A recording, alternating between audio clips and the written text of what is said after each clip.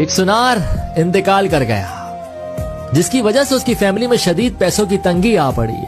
तो सुनार की बीवी ने अपने बच्चे को नीलम का हार देते हुए कहा कि इसे अपने चाचा की दुकान पर ले जाओ और कहना कि इसे बेचकर कुछ पैसे दे दें। बच्चा चाचा की दुकान पर गया और बोला, ये माँ ने दिया है, इसे बेचकर कुछ पैसे दे दें। चाचा सुनार कुछ देर खामोश रहे और हार को देखते रहे। फिर बोले, बेटा अपनी माँ से कहना कि अभी मार्केट में मंदी है, कुछ टाइम बाद इसे मेरे पास भेजना। जब मार्केट अच्छी हो जाएगी तो उसके अच्छे पैसे भी मिल जाएंगे। साथ साथ चाचा ये भी समझ गए थे कि इनको पैसों की बहुत जरूरत है, तो उन्होंने बच्चे को कुछ पैसे देकर कहा कि कल से मेरी दुकान पर काम करने आ जाना।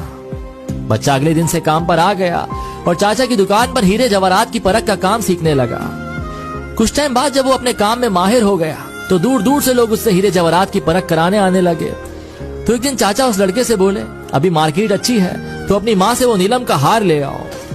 लड़का घर गया और अपनी माँ से नीलम का हार मांगा कि चाचा मांग रहे हैं। माँ हार लाई तो लड़का उसे देखकर चौंक गया और बोला, माँ ये तो नकली है, और हार वहीं छोड़कर वापस चाचा के पास आ गया। चाचा ने पूछा, हार नहीं लाए? तो कहने लगा, वो तो नकली है, लेकिन आपने मुझे उस वक्त क्यों नहीं बताया जब मैं पहली दफा उसे आपके पास लेकर आया था?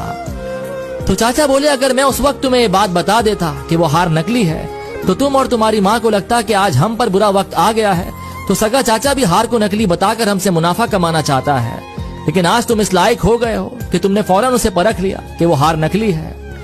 अक्सर हम गलत फहमियों का शिकार होकर अपने ही करीबी रिश्तों से दूरी बना लेते हैं या उन्हें खो बैठते हैं। तो अगर आपको इस सब से बचना है तो हर बार हमेशा सच्चाई को ही परखना है।